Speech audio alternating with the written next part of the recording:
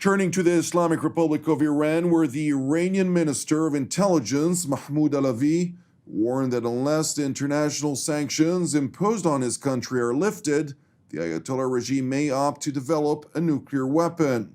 In an interview to state-run television broadcast late Monday, the Ayatollah regime's top spy stressed, quote, "Our nuclear program is peaceful, and the fatwa by the supreme leader has forbidden nuclear weapons, but if they push Iran in that direction, then it wouldn't be Iran's fault, but those who pushed it."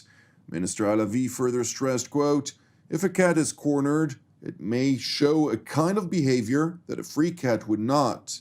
Separately, the Iranian intelligence minister also mentioned that a member of Iran's military facilitated the assassination of the country's top nuclear scientist, Mohsen Fakhrizadeh, in December. However, Minister Alavi stopped short from elaborating on this matter. Responding to Iran's top intelligence official on the nuclear remark, U.S. State Department spokesperson Ned Price said that while Washington took note, it could not yet confirm whether the warning was Tehran's official position.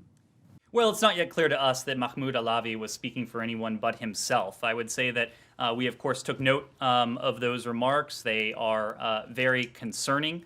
Would also note, and I referenced this yesterday as well, that Iran has an obligation under the Nuclear Non-Proliferation Treaty, the NPT, never, permanent prohibition to acquire nuclear weapons, and it reaffirmed that commitment under the JCPOA. I think that's where we leave our reaction. The State Department spokesperson went on to respond about a question regarding a classified United Nations report which unveiled that Iran and North Korea cooperate on a number of intercontinental ballistic missile development projects. Per the report, quote, "This resumed cooperation between Iran and North Korea is said to have included the transfer of critical parts, with the most recent shipment associated with this relationship taking place in 2020. Well, I don't think it really changes our strategic orientation to Iran. If the old adage is trust and verify, in this case it may be mistrust and verify. When it comes to this report, we've seen the press reporting, of course. We won't comment on a UN report that has not yet been published.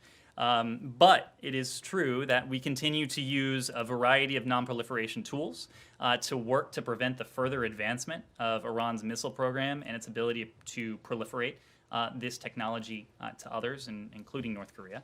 And this includes working with our partners to stop specific shipments of equipment and technology to these programs, using our engagement in multilateral fora to raise awareness of Iran's missile activities, and to urge countries to take steps to address these activities, and finally imposing non-proliferation sanctions pursuant to our domestic authorities against entities supporting Iran's missile program.